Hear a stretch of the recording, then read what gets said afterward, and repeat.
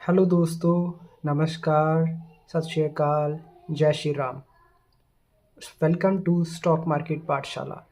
हमारी इस पाठशाला का उद्देश्य है पूरे भारतवर्ष में जितने भी लोग हैं, जितने भी काम करने वाले हैं, जितने भी बिजनेसमैन हैं, सैलरी पर काम करने वाले हैं, उन सभी को इतना काबिल बनाना कि वो अपने पैसों को काम पर लगाएं।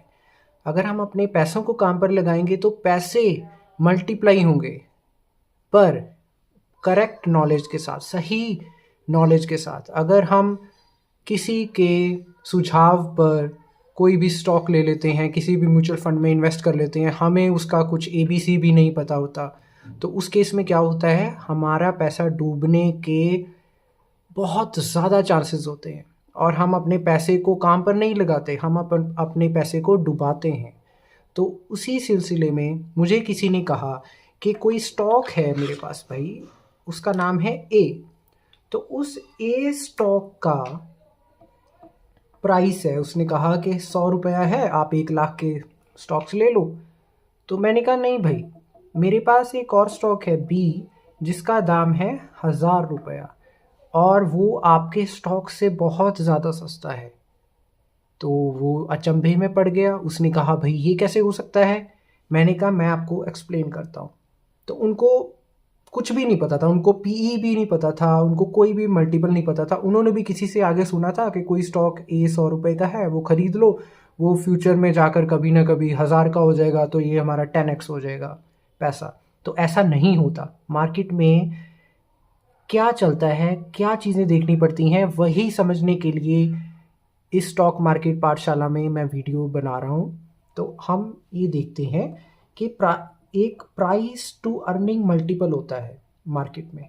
तो ये होता है कि अगर कोई कंपनी 1 रुपए की अर्निंग करे तो उसके लिए मैं क्या प्राइस चुकाने के लिए तैयार हूँ। मार्केट बोलेगी कि मैं 10 रुपए चुकाने के लिए तैयार हूँ अगर कंपनी 1 रुपए कमाएगी, या अगर कंपनी 1 रुपया कमा रही है, बहुत अच्छी कंपनी है, बहुत ज़्यादा ग्रोथ प्रोस्पेक्टिव्स हैं, तो मार्केट बोलेगी कि भाई मैं 50 रुपये देने को भी तैयार हूँ उस कंपनी के 1 रुपए कमाने के लिए।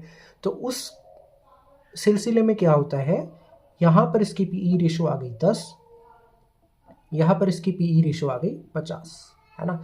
अब मैं आपको ये दिखाता हूँ कि मैं आपको ऐसा एग्जाम्पल देता हूँ कि इसमें ए स्टॉक कैसे महंगा है और बी स्टॉक कैसे सस्ता है। अब एक इसमें बढ़ने इससे स्टार्ट करने से पहले हम एक और मल्टीपल समझते हैं, वो होती है पैग रेशो, PEG रेशो।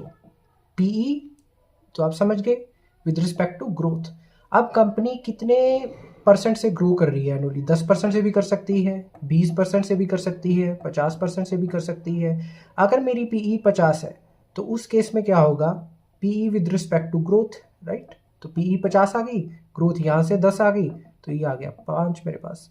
ऐसे ही अगर 50/20 तो क्या हो गया, 2.5 आ गई मेरे पास।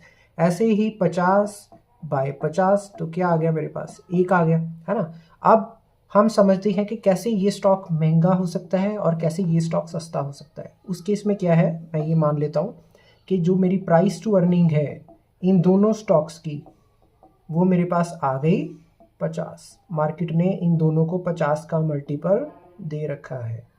अब हमारे पास एनुअली एक डाटा आया और उसमें हमें पता लगा कि ये कंपनी जो ए है ये सिर्फ 10% से ग्रो कर रही है और दूसरी तरफ जो कंपनी बी है वो 50% से ग्रो कर रही है। अब उस केस में क्या होगा, मेरा PEG मल्टीपल क्या होगा, 50 PE अपॉन ग्रोथ, ठीक है। ये कितना आ गया मेरे पास, 5। ऐसे ही इस केस में क्या आ गया मेरे पास, 50 PE आ गई और ग्रोथ मेरी भी 50 है, तो उस केस में क्या आ गया मेरे पास, 1।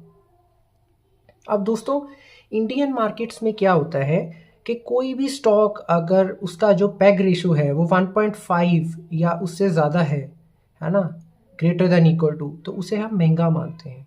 अब इनकी रेशोज़ नेगेटिव भी होती हैं। नेगेटिव किस कारण से होती हैं, जब कंपनी लॉस मेकिंग होती है तो उसकी वजह से रेशोज़ नेगेटिव हो जाती है। लॉस मेकिंग कंपनीज़ में तो हमें कभी जाना ही नहीं चाहिए।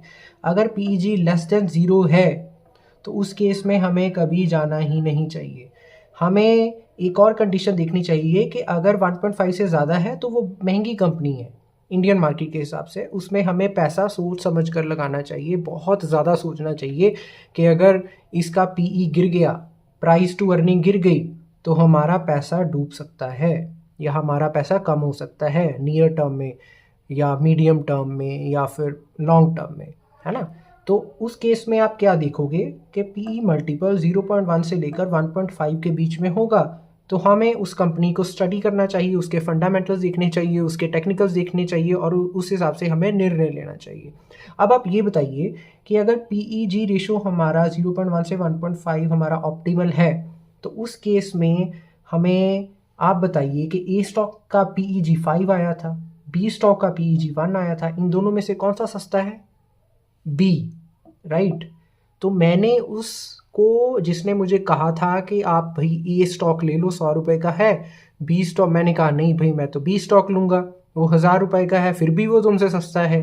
तो मैंने उसे यही समझाया और वो आश्चर्य में पड़ गया कि भाई मैंने तो कभी ऐसा सुना ही नहीं था कि हमें पैग रेशो, पीई रेशो तो देखनी चाहिए, साथ में पैग रेशो भी देखनी चाहिए जो कि पीई रेशो से भी ज़्यादा इम्पोर्टेंट होती है।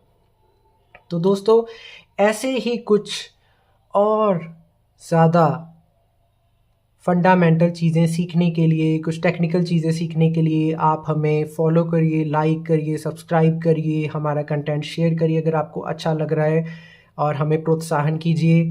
जय श्री राम।